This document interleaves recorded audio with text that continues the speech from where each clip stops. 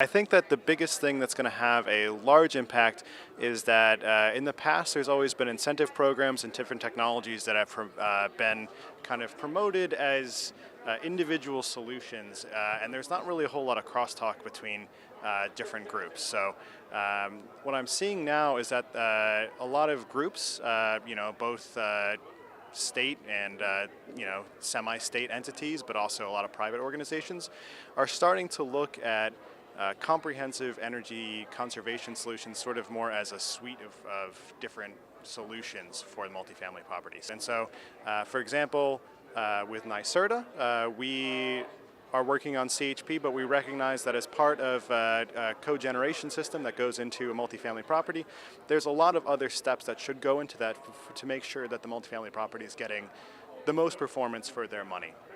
And here down in New York, the New York City Mayor's Office, they have launched the Retrofit Accelerator, and that's a similar service where they are program neutral, and they are able to bring resources to multifamily tenants and co-ops that may not be savvy about all of these different programs themselves, but they are able to bring that suite of solutions to them and offer knowledge about the full breadth of different possibilities.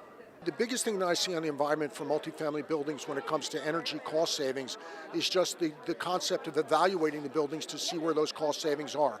For example, most buildings, when they do replacements of their mechanical equipment, they look at what's the cost of the new equipment versus the equipment they have now, and they make a decision based on the lowest cost equipment.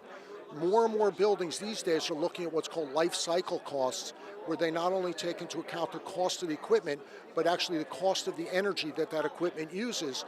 So even though the replacement of the equipment may be slightly higher in cost, you save so much money because your cost of energy could be cut in half by making a decision based on life cycle costs. The simplest thing that any building can do, no matter what size it is just to look at air infiltration from the exterior of the building. If you take a building and you look at the air and you feel the air that goes in and outside the outside walls of the building, just by reducing the amount of air infiltration, you can cut your energy cost by 30 to 40% just by looking at air infiltration. It's very, very simple. For example, if you look at an outlet on a wall, on the outside wall of a building, that's a hole to the outside. So all you have to do is go to a hardware store and buy an energy pad or an insulating pad, take off the cap to the outlet, put the pad on, and it closes that hole. And just by doing that, if you do it throughout your building, you could save 30 to 40% on your heating and air conditioning costs. It's the simplest thing you could do at any building.